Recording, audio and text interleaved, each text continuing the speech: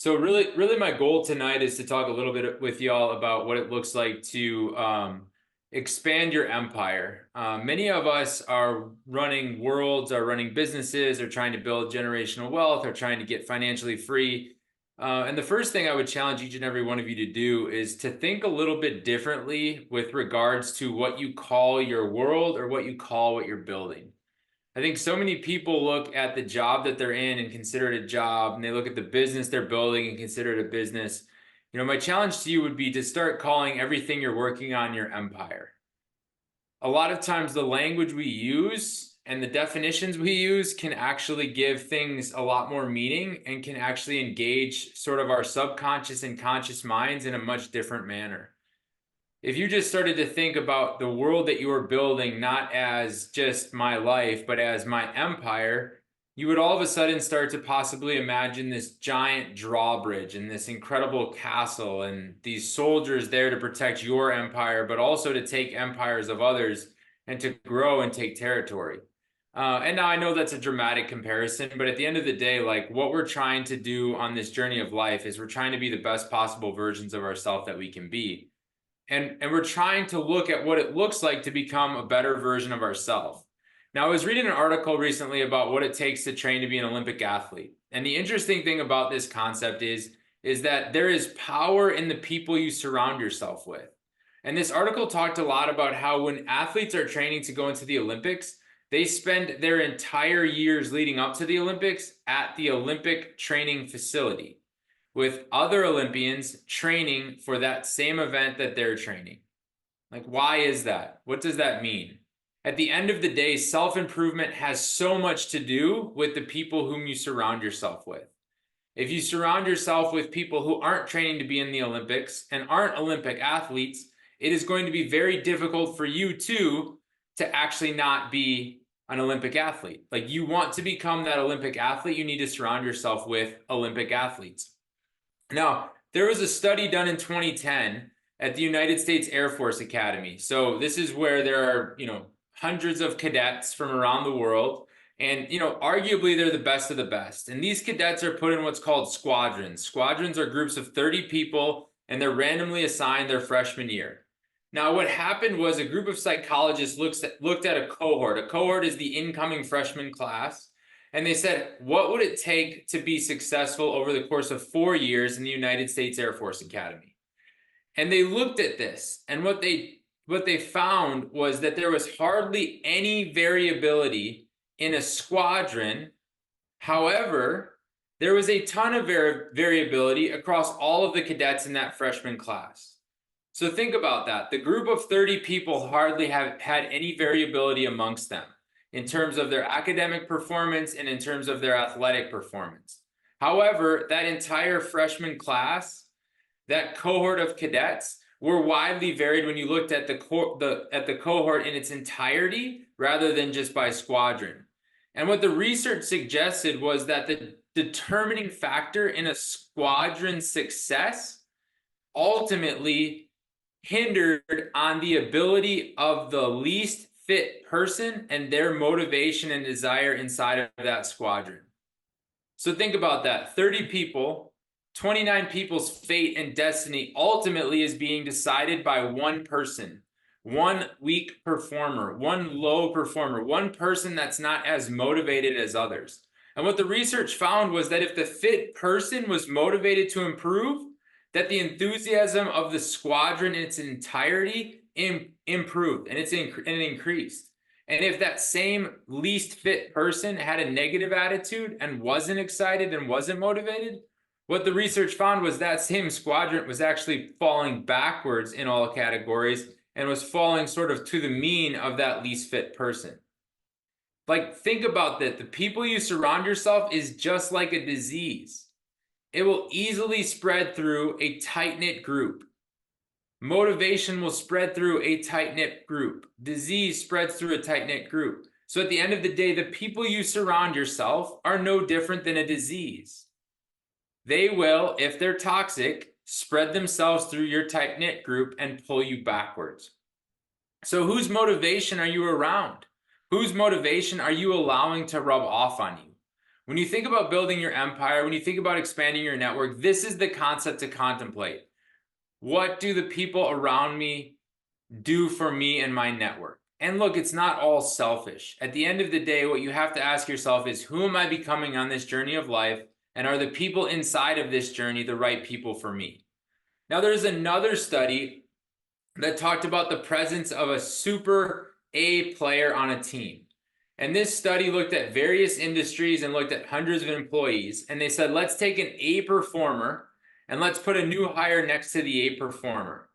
And what they found was that new hire's performance increased by 15% if they were in 30 feet of that A performer. So think cubicles inside of an office.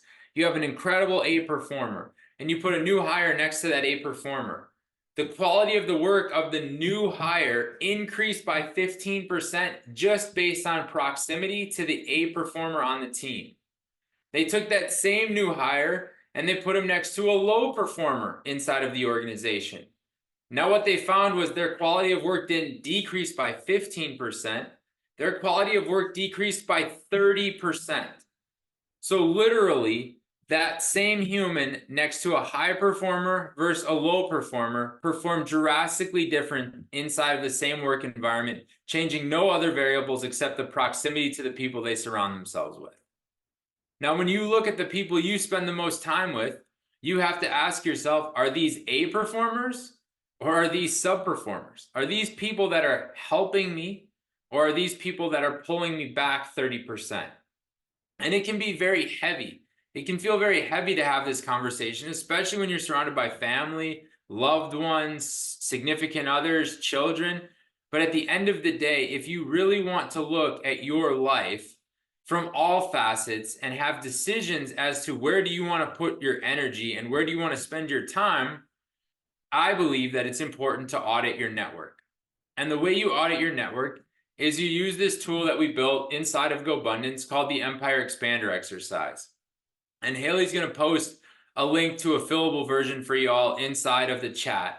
And so we can actually walk through this exercise with you guys and we can actually have conversation around this and we can talk about what the different scores mean and how to actually think through this, whether it's in your business, whether it's in your personal life, whether it's in your church group, or whether it's in your workout friends. So you're going to take the Empire Expander exercise and you're going to put the name of the 5 people you spend the most time with. So for me, my first person is Melissa. That's my wife. Spend a ton of time with her. The second person is David Osborne. I work and run his family office here in Austin, Texas. I spend a lot of time with David. I probably talk to him on the phone more than anybody else inside of my world, including my wife. And so again, that's a person I spend a lot of time with. GoBundance. I run this incredible community of hard-charging, successful entrepreneurs. And so the GoBundance community, for me, is a place where I'm spending a ton of my time. Now you'll notice I didn't put one singular name there.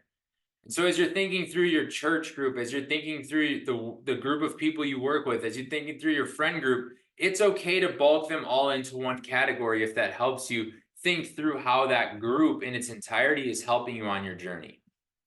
Abby is the virtual assistant that has been with me for 7 or 8 years. She's incredible and awesome. And then Chris is my CEO coach. So this is just a subset for y'all of the 5 people that I'm spending a lot of time with. Now, ironically, I just came from a 2-day workshop with Chris, my CEO coach. So he was fresh in my mind and I wanted to make sure that we audited him. If you own a business or you run a business, I would highly encourage you to have an Empire Expander exercise for your business. And I would highly encourage you to have an Empire Expander exercise for your personal life. They're very different things. You can lump them all in together if you desire, but at the end of the day, I think that you're going to audit them separately. Once you have those 5 people, the next thing you're going to do is you're going to look at your 5 core values. So what are the 5 core values that drive you, that drive your family, or if you're in a business, that drive your business? So for me, my 5 are winning. I love to win. Like I'm addicted to winning, almost toxically, but I love to win. And so winning is a core value for me. GSD is another core value for me. What does that stand for? It stands for get shit done. At the end of the day, I want to be surrounded by people who find solutions and opportunities. They don't see problems. I want people that are going to get stuff done. Time is super important to me because I have yet to figure out how to make more of it. I can't figure out how to buy more of it. I can't figure out how to manufacture more of it. And so when I think of a core value for me in my life, protecting and guarding my time is one of my core values. And I need to constantly be looking at how am I spending my time? Where is my time going? And who's helping me protect that time? The next one for me is challenging the status quo. Like, I hate the answer of, well, this is just how we've always done it. Like, I love challenging the status quo. I love asking what else is possible, and I love seeing what we can accomplish, even though most people may doubt us. And the last thing for me is have a little bit of fun. Like, we're only on this earth for a small amount of time.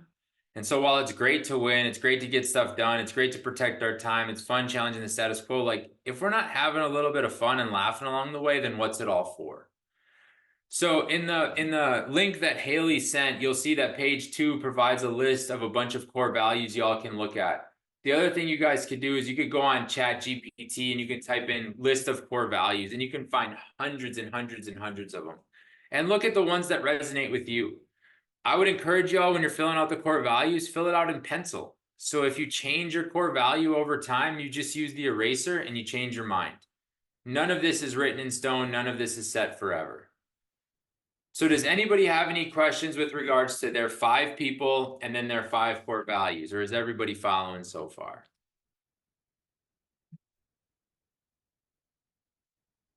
Any questions? Everybody good? Okay, so now all of a sudden you have this grid. You have this sort of defining box of how you're going to rate your people. We're going to rate people on a scale of 1 to -1. A 1 is the person is absolutely crushing this core value. They're embodying it in everything they do, and they are awesome. A 0 is, this person's okay. Like, yeah, they kind of like to win, but they're not a win at all cost person. Like, if we're really in the heat of battle, they do say, like, how do you think the person feels? Like, yeah, they're not all about winning, but they also care a little bit about it. A -1 would be like, man, this person just wants to have fun. They want everybody to get a trophy, a participation award, and they really don't care that much if we win. That would be me rating my people inside of my first core value. So for my wife, let me see here. She's got a 0 in the winning category. She asked me before this call, what is her score? And I said 10 out of 10, but really you can only get ranked to a 5. So I kind of lied to her. But at the end of the day, like, my wife is a super sweet, not competitive person, and winning doesn't really matter to her. And that's okay. But for me, inside of my life, she gets a 0. My wife is incredible at getting stuff done, so she gets a 1. My wife has been incredible lately about protecting my time and making sure that we're working effectively as a unit to parent 2 children, have a household, go on vacations, etc. So she gets a 1. My wife loves to challenge the status quo. Like, if I tell her that we have to do something a certain way, she doesn't agree. If she tells me we have to do it her way, but at the end of the day, it's her rules and she likes to challenge them. It's okay to challenge them with her, which I love. And then she likes to have fun. Like, she likes to have a good time. And so at the end of the day, if you look at my wife, Melissa, across the top, you'll see that her Empire Expander score is a 4. For those of you following along, the highest score any one of your humans could get would be a 5, and the lowest they could get is a -5. If you figure out how to manufacture something above 5 or below -5, you'll have to tell me the trick, because I can't understand how that would be possible. You're going to do this for every single one of your people, line by line by line. You're going to audit them, and you're going to audit how they show up with regards to the core values you have for your life. At the end of the day, when you fill out this sheet, you're also going to have what I call your core value score. So if you take the column of winning and you add up my column of winning, my core value score for winning is a 4. My core value score for getting shit done is a 5. My core value score for protecting my time is a 3, 5, 4. You guys follow. So on the right-hand side, you'll see the Empire Expander score for each of the 5 people you spend the most time with. And across the bottom, you're going to see the core value score, which is the score by which the entire group of 5 got inside of your core value.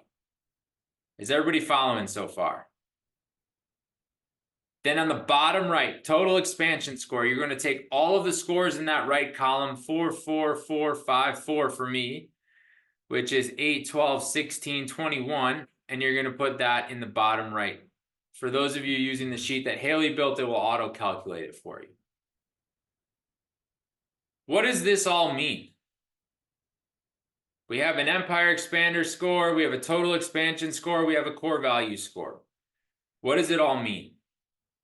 So what I found in doing this exercise probably 7 or 8 times now with groups ranging from 250 people all the way down to this group tonight, like what I've found is the Empire Expander score on the right side for each of your people is a reflection of the humans inside of your world. Anybody that is receiving a 3 or lower, you probably have to have a hard conversation with. I don't know that they're showing up right. I don't know that everything's okay. Maybe they're going through a hard time. Maybe something in their personal life is eating at them. Maybe something at home is bothering them. Anything below a 3, I think it's time to have a hard conversation. Now, the interesting thing is if you look at the core value score across the bottom, what the core value score represents is not the people inside your world, but it represents your ability to communicate your core values to the people inside of your empire. Let me say that again. The core value score is a reflection of you and your ability to communicate your core values to the people closest to you.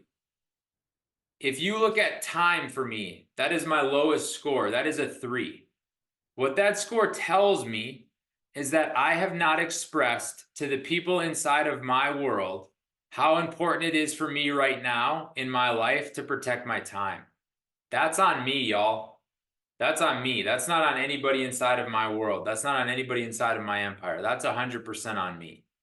And so now I get to look at that. And the first question I'm going to ask myself is that really a core value of mine? Or is that just like, it'd be nice to have? And if the answer is that is a core value for me, then the question becomes is who do I need to become such that I can communicate that more clearly?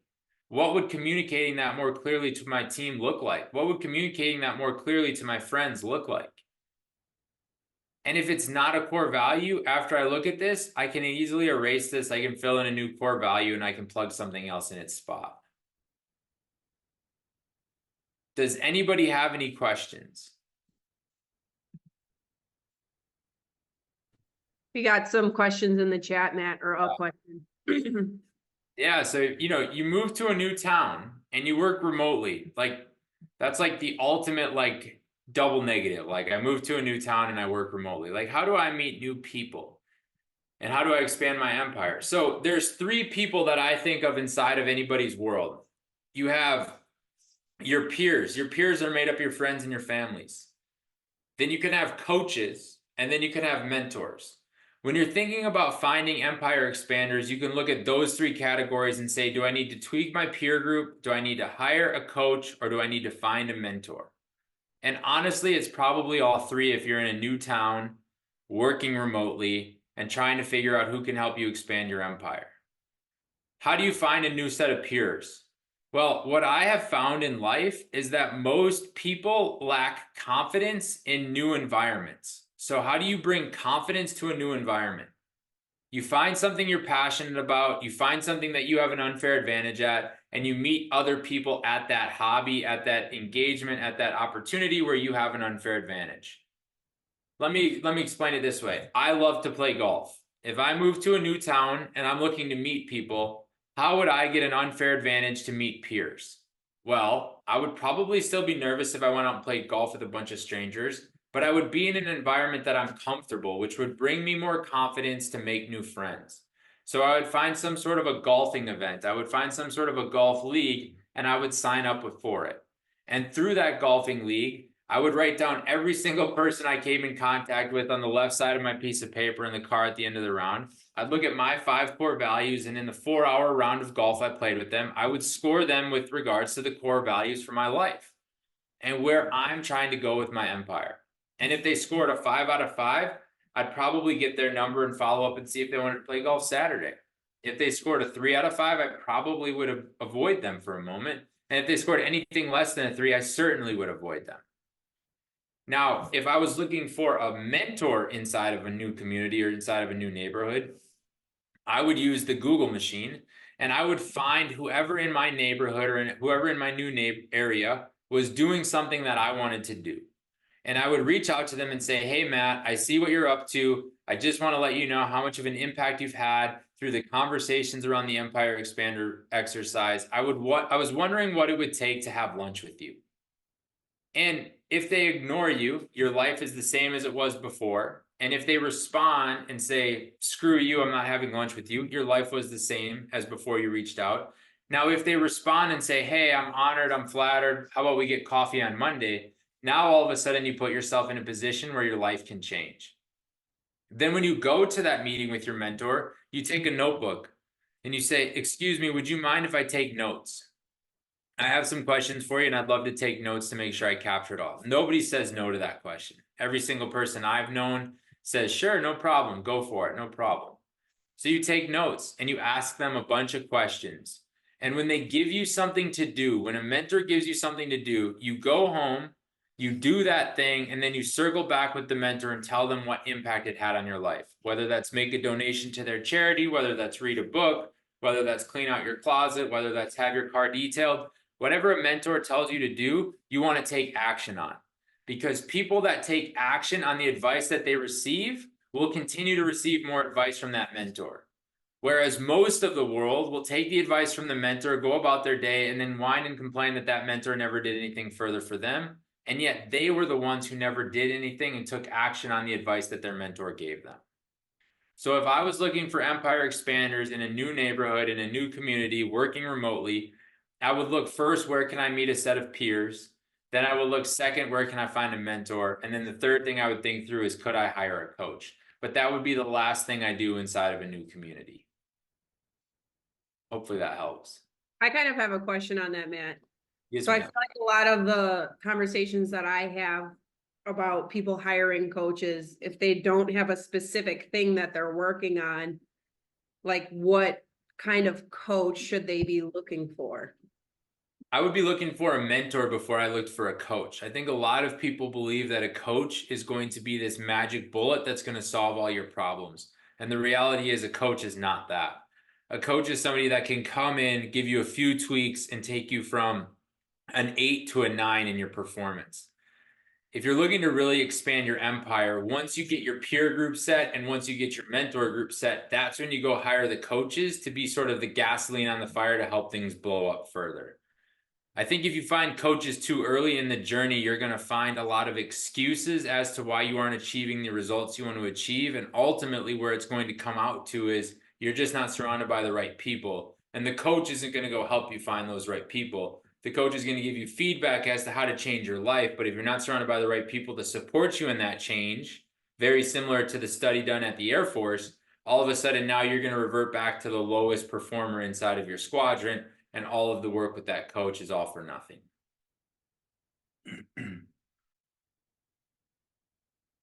Does anybody else have any questions? Did anybody have any eye-opening experiences through filling this out?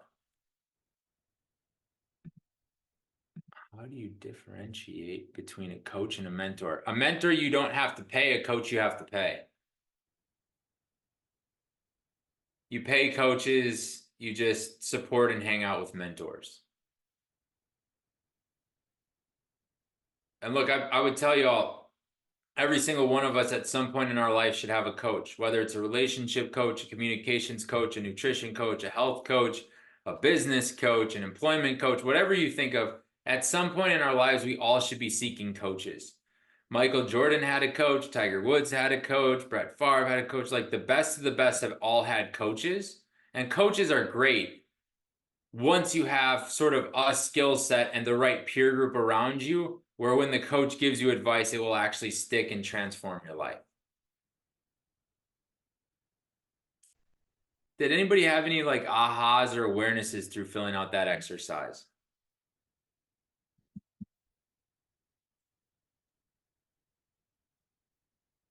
Anybody see any hard conversations they have to have? Anybody see any hard conversations they maybe have to have with themselves? Like, ooh, I'm saying this is one of my core values, but am I really living in alignment with this core value? Because it's so easy all to talk the talk. It's really hard to walk the walk. And at the end of the day, we all slip. We all fail a little bit. The question is just how long will you stay there? Or will you use awareness to look in the mirror and say, wow, Matt, you're saying it's important for your time to be protected, but you're scrolling Craigslist all day looking at longhorn cattle. Are you sure you really want to protect your time? And then you have to have a hard conversation with yourself. Does anybody else have any questions? I mean, it doesn't even have to be on this specifically. We've got 30 more minutes carved out, and I'm happy to be of value to anybody on this call that has a question about anything. I have a question, Matt, because I've been fortunate enough to be able to do this exercise multiple times with you over the last year. And mine has, the people on my list have changed dramatically. So how often would you tell people to use this tool? Only when someone on their list changes, or? Yeah, it's a great question, Holly. I would say that this is a tool that if I were in y'all's shoes, I would be using quarterly. Like I would have it as a part of my quarterly routine, like check in on my life happiness, see how I'm feeling across all aspects of my life, and then audit my list. Now, if you want to be obsessive compulsive like me and be borderline, a sociopath, you can have this list in the back of your journal and take it with you everywhere you go, and every single person you come in contact with every day you can audit. So this is a newer journal for me. And so literally you can see in the back of my journal, I build the grid and I rate every single person that comes into my life. So these are all the people that I'll be rating. When I fill up this list, I'll rate over here, I'll rate all these names, and then I'll flip the page and I'll just keep rating, and I'll just have this rolling rating. Now, the thing I do is every time I start a new page, I rate my sort of 5, 10 top people on that page every single time. So like Melissa is always at the top every time. My daughter is always second every single time. My son's always third every single time, because I want them front and center. Because when I rate my wife and I rate my children, I am not rating them to critique them. I am rating them to critique myself and how I show up for them inside of our lives. Let me give you all an example. So under my core values that I track in my journal, I have more than 5. And one of mine is being solutions oriented, right? Like I just want people to be very solutions oriented. I believe that we as humans have the ability to find the way or make the way to do or achieve whatever we're seeking. So when I'm looking at my children, I gave both of them a 0. Now my daughter is 5 and my son is 3. I gave both of them a 0 as being solutions oriented. Some of you are going to look at me and go, wow, you're kind of a dick. Like they're very young. How can you critique them so bad? Here's why I put them as a 0. Lately, my son and my daughter have been saying, Dad, I need help. Dad, I need help. I haven't been showing up to teach them how to provide solutions and solve the problems, but I've rather just been fixing it for them. Dad, I need help with my socks. Boom, I put their socks on. Dad, I don't like this carrot. Boom, I change the carrot. Dad, I don't want this. Boom, I solve it. And so I gave them a 0 as an awareness to myself, to remind myself that being solutions oriented is one of my core values. And if I'm not careful, I will not instill that value in my children because I'm solving all of their problems for them. So when I'm rating my children, when I'm rating my wife, it's not to rate them and be like, ooh, dang, Melissa's only a 1 now. Like we got issues. But it's rather to rate and reflect on myself as to how I'm showing up in the relationship and how I personally can improve the relationship such that they have the ability to embody the core value.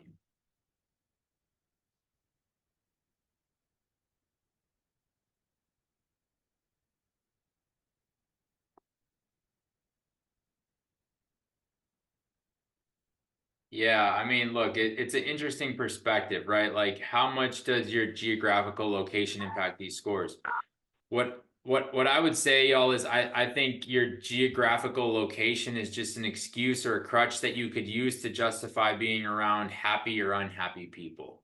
I don't disagree with you that Seattle isn't the most socially healthy place because of the weather, and I wouldn't disagree with you that California people are happier because of the weather, etc.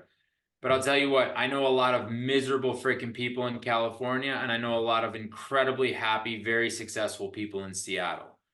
I would say that your geographical location doesn't impact your score. It may impact how hard it is to find the right people around you. For instance, if health is one of your key core values and you live in Austin, Texas, generally speaking, this is a pretty fit city. Like it's probably pretty easy to find people that are embodying that core value. And if you're struggling, go down to the lake in downtown Austin and you'll see hundreds of fit people running the lake all day. So you may have to work a little harder to find it in a place like Seattle. You might not have to work as hard in a place like California because you can go to the beach and you'll see everybody just smiling and happy-go-lucky. But at the end of the day, I don't think your geographical location impacts the scores. I think it just impacts how easy or hard it might be for you to find empire expanders inside of that community. And you may just have to work a little bit harder. It's a great question, though. It's a great question.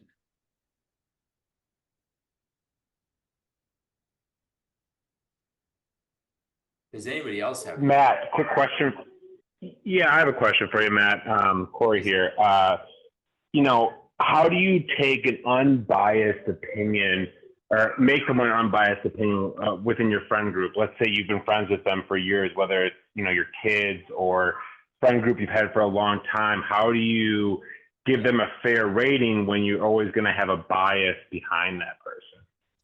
Yeah, look, it's a really good question. And I think like at the end of the day, the way that I give them a fair rating is how they're showing up in my life at that moment in time. And it's not like a judgment, it's not a criticism, it's not a critique, but it's rather just a who are they right now and where are they maybe struggling that I can help them and where are they maybe crushing it that I can lean on them. And I look at it from a perspective of like, if I am looking at my life as a fuel tank in a vehicle and I'm feeling empty, am I going to call somebody that scores all zeros across my core values, or am I going to call somebody that scores one across all my core values and find a way to refill my tank? And that's going to sound somewhat selfish and somewhat self-serving, but I just think through it as like, this is a lens by which I can start to choose where I put and pour my energy and when I put and pour my energy there. So like, an incredible friend from back home in Wisconsin where I grew up and good people that I love dearly, I don't give them a bias one way or the other. I just rate them as they're showing up in that moment in time in my life. And I use it as a way to say, like, do I need to have a conversation with them because I'm worried about them? Do I need to have a conversation with myself because I'm showing up differently?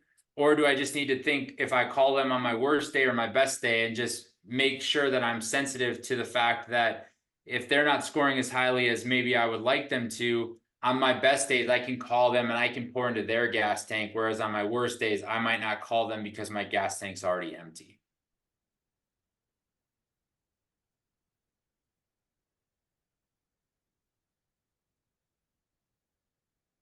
Like, I think the other thing that's really important to recognize is when you're rating these people, you're rating it without judgment. You're using it for awareness, not judgment. Like you're not rating people so that you can look at them and go, I am better, or they are worse, or they suck, or I'm great. Like all you're literally doing is you're rating people so that you have a lens by which you can be more aware of where you spend your time, your energy, your resources, and where you go when you're struggling and where you go when you're crushing it. Again, like I've had to practice this for the last 2.5 years. You have to remove judgment from this. Because if you don't remove judgment, it's a very dangerous game to start to think that you're this elitist and you're better than people. Like the reality is you're not. Nobody's better than anybody. There's nobody that's better than, there's nobody that's worse than. We're all just humans. We all have flaws. We all have strengths. We're all beautiful. We all suck. Like we're everything, right? All of us. At the end of the day, if you find yourself in judgment on somebody when you're rating them, the first thing I would encourage you all to do is look in the mirror. Because at the end of the day, your deflection of judgment towards that human is probably a way to mask the internal feelings you have and the pain you're having inside of you because you yourself are not showing up the way you want to. So for me, this is not a judgment score. This is just purely an empire expander score. How do I think through where I spend my time, my energy, and my attention?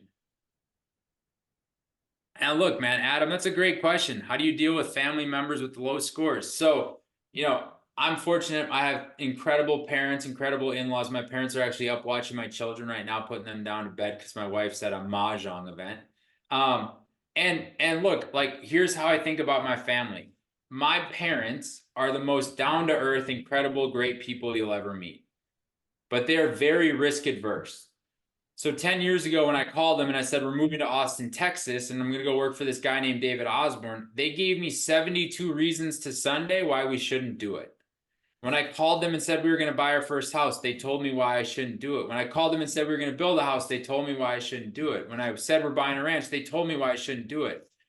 The way I deal with my family when they have low scores is exactly how I answered Corey's question. I just use their score as an awareness score, and I know when to go to them and when to maybe hide from them. And not hide from them like I'm going to be sneaky, but if I'm trying to do something that scares me, that challenges me, that pushes me, and I'm a little bit nervous already, the last thing I want to do is call my mom, who's a worrywart and doesn't want me to get hurt, injured, or cry, and be like, hey, mom, I'm thinking about riding a bull. What do you think? Because her answer is going to be absolutely not. That's a terrible decision. And if I think about my life as that squadron at the Air Force Academy, in that moment with that specific question, my mom is like that least performing athlete inside of the squadron.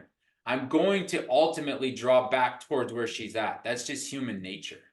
And so rather than calling and asking for permission, I call and say, hey, mom, I'm on the way to ride a bull. I just thought I would let you know I love you in case I die. And I don't let her stories or her narrative stop me from doing what I want to do. And then the other thing I'll tell you, Adam, is like, I use those scores as a way of how can I pour into them? Like, what would it look like to have my dad have an abundant mindset rather than a scarcity mindset? What would it look like to have my mom challenge the status quo rather than accept it? Now, she's like the queen of challenging it, so she doesn't need help there. But I look at that as like, how can I help lead? And not through telling them what to do, but through showing them what we can do. And how can I help them change their perspective on life? And, you know, you can change parents. It's hard. Don't get me wrong. It's hard enough to change yourself, but the person you can have a huge impact on is your children. If you want a rude awakening and a slap in the face and you have kids, watch what your kids are eating and then watch what you eat. Your kids will do what you do, not what you say. And so use this as a tool to audit your behavior around them so that you can decide if you're showing up the way you really want to and able to, like, and are able to truly embody that core value score. I was more broad in picking my people for the exercise and didn't just stick to 5. The exercise is good. Yeah, I mean, look, man, like, I think you can be broad. I think you can be specific. This exercise is 5 just to keep it easy and to keep it simple. Make a list of 50, make a list of 70, make a list of 10. Audit your church, then audit your work, then audit your gym, then audit your family, then audit your friendship, then audit your dog walking group. Like, audit everybody in your life. But don't do it from a place of judgment. Do it from a place of I'm trying to understand and be more aware of the people, as you said, who I'm compatible with and who I'm not, and understand why. Rather than be frustrated, rather than be annoyed, rather than be mad. If one of my core values is to challenge the status quo and I'm going to spend time with a friend who doesn't like to challenge the status quo, it would be stupid of me to think that I should bring up conversations that will challenge the status quo because that person's going to resist it and I'm going to embrace it. Now, all of a sudden, we're in a conversation where we're at odds. Why would I do that to myself? I'd rather use the score to go, okay, use this as an awareness. I don't think this is a good person to talk politics with because of X, Y, and Z based on my core value score. And so I'm going to avoid that topic and we're going to have a great time. We're going to enjoy our conversation. And I'm going to lean into where they're strong and maybe I'm weak so that I can learn how I can expand my empire based on them and where they're strong. And I can fix a place that maybe I'm a little bit weaker. Oh yeah, this is a great question. So if you feel like you're slacking on your goals, how do you reset and get back on track? So the answer is going to sound super simple, but the reality is one step at a time. Like literally you have to do it one step at a time. If you feel like you're slacking, how do you reset? Tomorrow when you wake up, you do one thing right. The next day you do 2 things. The day after that, you do 3 things. If you feel like you're slacking, the first place to look is, did you make your bed? There is a reason that the military encourages and makes every single person wake up and make their bed. You start your day with an accomplishment, you start your day with order, and you start your day with some sense of structure. If you make your bed, you win your day. All of a sudden, day 1, you're making your bed. Day 2, can you make your bed, then go for a walk? Day 3, can you make your bed, go for a walk, then journal? Day 4, can you do all of those things and then read? And then come day 6 or day 7, it's 6 a.m. and you're like, man, I really love that sunset. I'm going to wake up at 5:30 tomorrow so I can see the sunrise, for longer. So if you feel like you're slacking, the best way to restart is let go of the judgment, let go of the criticism of yourself, ignore that little child inside of you that's saying you suck or you failed or you did whatever, and tell yourself tomorrow morning, I am going to do this. And it might even take you posting on social media. It might even take you texting a group of friends, like whatever it takes you to actually do it, do it. Do one thing tomorrow, and the next day do two, and the next day do three. Life is built through momentum, and the way you build momentum is one step at a time.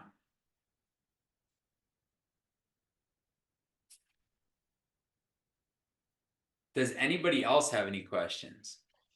Hey Matt, I have a question. Yes, sir. First of all, thank you so much for doing this. This Yeah, is thank you. definitely helpful. I have a question. So, if, for example, you had to start back again, and Yeah, I'm at that point in life where I have decided to remove a lot of people from my yeah, life yeah, who do not serve any purpose, but I yeah, was only hanging on to them because they were acquaintances or I knew them for a certain period of time. yeah, So, but I'm trying to find a new group, but I don't feel worthy of yeah, being inside that. yeah. So, how do you navigate that of finding a group and also um, feeling that like you deserve to be in that group? Yeah, so that's a beautiful question. And the first thing I would really encourage you to do is pay attention to the language you use because every single person in your life serves a purpose. Whether that purpose is just they're a longtime acquaintance and that's all they are, that's a purpose. You don't want to get caught in this judgment of like, I have to let go of everybody because they no longer serve a purpose. That's a limiting perspective. That's a judgment-based perspective. And that ultimately is going to limit your possibilities in life.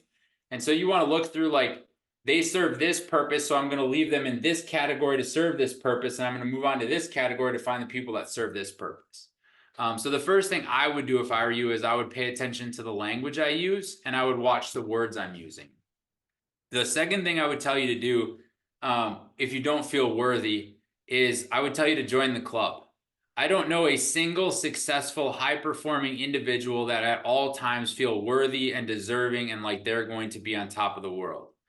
Watch any best golfer in the world, watch any best athlete. When they miss a shot, when they miss a putt, when they're on a cold streak, they stay on that cold streak. Why? Because they don't feel worthy. They're negative self-talk. So if you look at a sine wave graph, you know what a sine wave graph is? This is coming from a kid who dropped out of college, but it's the one that goes up and down Yes, and yes. up and down and up and down, right? I think the true token of success in life is not eliminating the valleys, but decreasing the distance between your peaks and your valleys while keeping the trend line up and to the right. You're never going to get rid of the doubt. You're never going to get rid of the belief that you're not worthy enough. But what you can do is you can use words, affirmations, momentum, habits, goals to turn the volume down on the I'm not worthy. Look, man, I'm running all of these events for GoBundance. I'm not a trained public speaker. I dropped out of college. I'm 34 years old. And I stand there before I get on the stage and I look out and there's 250 people. My palms are sweating. I'm nervous. And the only thing echoing in my head is, you don't deserve to be here. You're not capable of leading this group. This group is worth $300 million cumulatively. Like, what do you know that you're going to teach them? But I immediately combat that negative self-talk with this saying, why not me? Somebody is going to be on this stage. Why not me? Somebody is going to be worthy of this opportunity. Why not me? And I just continue to ask myself, why not me? Why not me? Why not me? Why not me? And I overcome the fear and I overcome the limiting belief and I overcome the self-doubt through positive affirmations and self-talk. The way to stay in that negative mindset is to stay in that negative self-talk. The way to overcome it is like, wow, I hear that you're not worthy, Matt, but let me ask you a question. Someone's going to be on this stage. Why shouldn't it be you? And if you ask yourself really powerful questions, the mind will go to work to find those solutions. Like, you're right. Why not me? I am capable. I do have exercises. I do have a perspective. I can share about the economy. I can share my experiences. I can be vulnerable. I can talk about accountability. And all of a sudden you find yourself on the stage or in the room or around the people that you maybe didn't feel worthy to be around. And they're all sitting there going like, wow, I'm not worthy to be with him. But the reality is we're all worthy of everything. We just have to make the choice to overcome the limiting beliefs and the self-doubt and take action on the life we want. Thank you so much.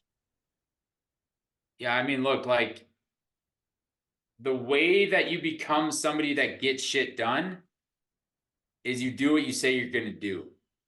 You train your subconscious mind and you train your being that when I'm going to do something, I do it. So if you say you're going to take the garbage out, make sure you take the garbage out before your wife reminds you. If you say you're going to work out tomorrow, don't skip the workout. Go to the gym and work out, even if it's just walking on the treadmill for 10 minutes. Start to get your words in alignment with your actions. And the more congruent your words and your actions are, the more you will find an ability to get shit done, because you become a person of high integrity who does what they say they're going to do. And people that follow their word and trust their word get shit done in all aspects of life. The way you do it, start in the small places. Make your bed, brush your teeth, comb your hair, fold your laundry, put your clothes away, color coordinate your closet, clean out your car. Be on time for meetings. Be on time to work. Show up early. Don't skip the workout. Don't skip the healthy meal. Don't give in to the dessert. And when you start to build that momentum in those habits and all of those other areas, and it comes time to do a hard task, it's going to be very easy to do it because you're just going to say, I'm a person that does what they have to do. And you're just going to lean in and you're going to get shit done.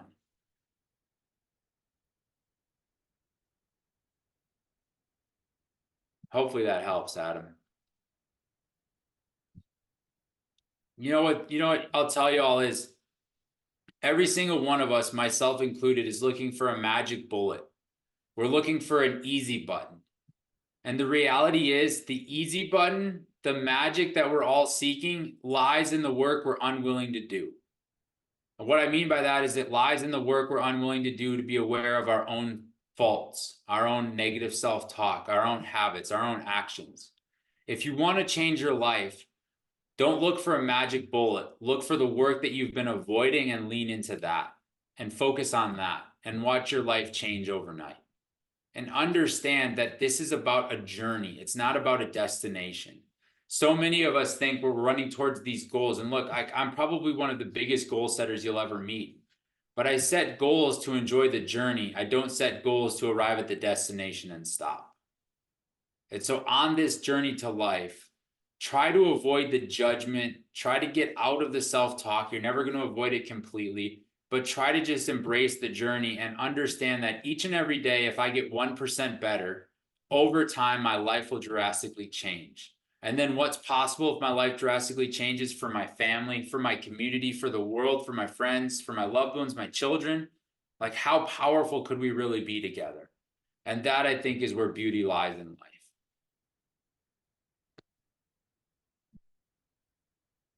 Does anybody else have any other questions? Could be random too. Could be like a really hard question.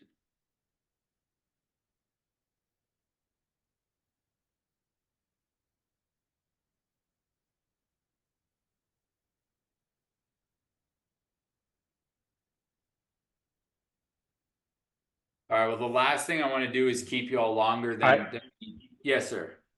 One more. I have one more question, sir. The bull that you speak of, is it a metaphorical bull that you rode, or did you ride an actual bull? It's both, man. I'm grabbing life by the horns and I rode the bull.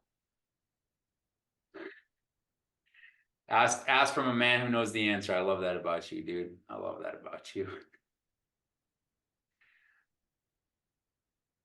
Well, look, y'all, like, I just am grateful that each and every one of you showed up tonight to invest in yourself, to figure out, how to simplify your life when you're overloaded it. Oh my gosh. Look, like, we all have this tendency to overload our life, because when you overload your life, you don't have to feel anything. You just have to feel stress and chaos. And so you just keep saying yes to more shit so you don't actually have to feel any feelings. I would tell you how to simplify your life if you overloaded it would be, first and foremost, clear your calendar one day, like in its entirety. Have nothing on your calendar, nothing on your to-do list. The second thing I would encourage you to do is start every day with a to-do list and take every single thing below number 3 and cross it out. Only focus on getting the top 3 things done every single day. And if you get the top 3 things done every single day, you'll find simplicity in your life, and you'll find that those 3 things are driving the results for everything else in your life. And all of those other to-dos are just a distraction. So you don't actually have to feel emotions or feel anxious or feel aware or feel anything or have a conversation with a spouse or whatever it is. All of those other things are just distractions to try to get you away from something you're uncomfortable doing. That would be my advice. And don't look at my calendar because I don't take my own advice. Yeah, that's a great question. Qualities and tools are essential for effective leadership.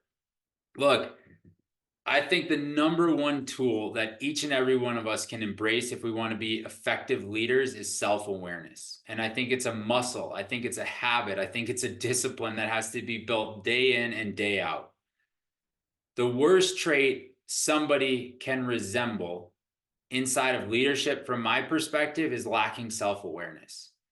Pointing the blame at everybody else and not taking ownership for your part of the process, I think is actually not leadership at all. And so if you really want to be an effective leader, the first thing I'd focus on, and the first thing I focus on literally almost every single day, is self-awareness. The second thing I would tell you is I think the most effective leaders are incredible listeners.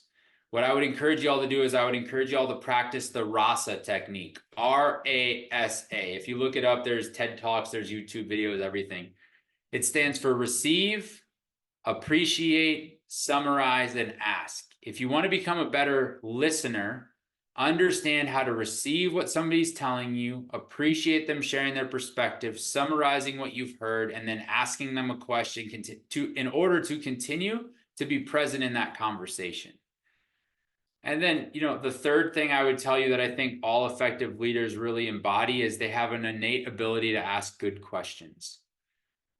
If you find a leader who doesn't ask questions, but rather just tells you how it's going to be, I would argue that they're not a leader. They're an egomaniac, and they're afraid to be vulnerable and ask questions and be afraid and be fearful and look weak.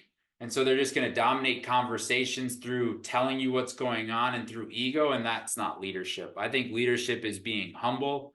I think leadership is being a servant-based individual. I think leadership is being vulnerable and sharing perspective and asking for feedback and getting questions, but not holding resentment towards the people that provide those things to you, but rather appreciating it, using it for self-awareness, and then using it to become a better leader. So honestly, the blank day is literally just to clear your head and clear your space, just to feel what freedom feels like. If you feel overloaded, the way to actually reset, I think, is to clear everything and then see where your habits, your intuition, your excitements, your passions, where they pull you that day. If you have a blank calendar, what are you going to do today? Are you going to sit on the couch, or are you going to go for a walk?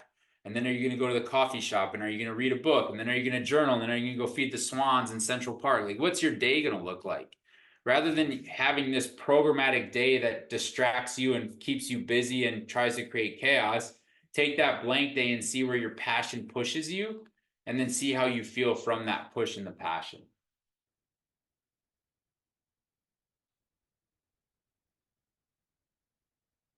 Now look, y'all, these are just my perspectives. And the cool thing about what I'm sharing with y'all is every single one of these things that I've shared is either something I'm actively working on or something I have actively worked on. And so, I'm sharing my perspective as to how I've dealt with these things. I'm sharing my perspective as to when I feel overloaded, what do I do? I'm sharing my perspective as to if I think about becoming a better leader, how am I showing up to be a better leader? They might not be the right answer for each and every one of you, but what I can tell you is they're a vulnerable, honest answer from me as to how I'm approaching these questions. And if you found value in it, amazing. If you didn't, throw it away and move on with your life. No problems. I won't feel bad at all. I'm just trying to share a perspective that hopefully y'all can find value in and resonate a little bit with, and then try it on. If it fits, amazing, continue to rock it. And if it doesn't, throw it away and move on. Books on leadership, self-awareness, listening. So listening, I would just look at TED Talks on effective communication and RASA. The other thing I would tell you is I would practice in conversations. Like I would say, okay, I'm going into this meeting. I'm going to ask a minimum of 5 questions and I'm not going to respond. And then I would like literally take notes and be like, question 1. And then I'd write it, question 2. And then when I got to 5, I would like celebrate myself somehow and be like, oh, that was cool. I did it. Self-awareness. I think, the one book that I really, really enjoyed is Ego is the Enemy by Ryan Holiday. Ryan Holiday writes a lot about stoicism, and I think there's a lot of interesting parallels between stoicism and self-awareness. And I really always liked the way that Ryan Holiday writes. Ego is the Enemy is a book that I've gone to a couple times in my life. Um, Discipline is Destiny, I think, is another one. The Obstacle is the Way is another one that he wrote. And so all of those books, from my perspective, are really good when you're thinking through self-awareness. And then when it comes to leadership, I mean, Good to Great is an incredible book. There's so many good books on leadership. The other thing I tell y'all is there's so many good podcasts on leadership. There's so many good TED Talks on leadership. Like, I would find whoever you look to as an incredible leader, and I would consume as much content from that person as I possibly could. And when I consumed it all, I would go find another leader and consume all their information, and I would just keep cycling through.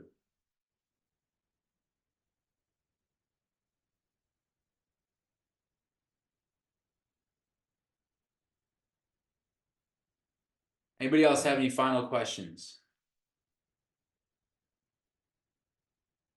Look, y'all, the last thing I want to leave you with is each and every one of us have the ability and the power to live the life of our dreams. We just have to be willing to live in the discomfort of figuring out what we need to do in order to become the version of ourselves that can actually achieve those things.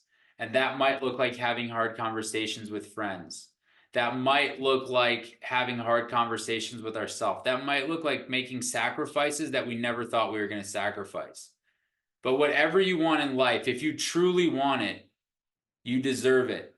And the way that you can actually go out and get it is through self-awareness, through auditing your network, through expanding your empire, and through holding yourself extremely accountable to making sure that your words and your actions are in alignment. If I can do anything to help you all, just feel free to reach out to me any way possible. The Untethered Soul is absolutely a great book. Any way that you guys want to get a hold of me, you're welcome to. My email is just matt@abundance.com. Message me, whatever it takes. Like, I'm here to support y'all. I've been so fortunate to have incredible people along on the journey with me. And so if I can connect you to somebody that helps you navigate something, I'm honored to do it. And I hope each and every one of you have a good rest of your Thursday night. Enjoy your Memorial Day weekend, y'all.